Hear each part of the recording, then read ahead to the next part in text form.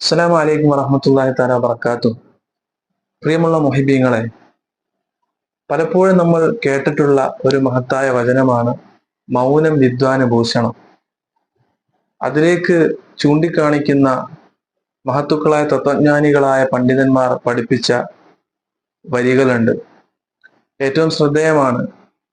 ആവശ്യമില്ലാത്ത പല സ്ഥലങ്ങളിലും ഇടപെട്ടുകൊണ്ടും അഭിപ്രായം പറഞ്ഞുകൊണ്ടും സംസാരിച്ചുകൊണ്ടും ഏറെ സങ്കുചിതമാകുന്ന സാഹചര്യത്തിലേക്ക് കടന്നു പോകുന്നവരാണ് നമ്മൾ. നിത്യജീവിതത്തിൽ പലപ്പോഴും നാം ഇടപെടേണ്ടാത്ത അവസരങ്ങളിൽ സംസാരിച്ചു പോയവരാണ്.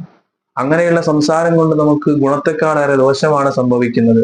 അതാ മഹത്തുക്കൾ പറഞ്ഞു തരുന്നു. ഇദാ തമ്മ അഖുലുൽ മർഇ ഖല്ലാ കലാമുഹു വഅയ്ഖിൻ ബിഹുംദിൻ മിൻഹു ഇൻ കാന മുക്തിറാ.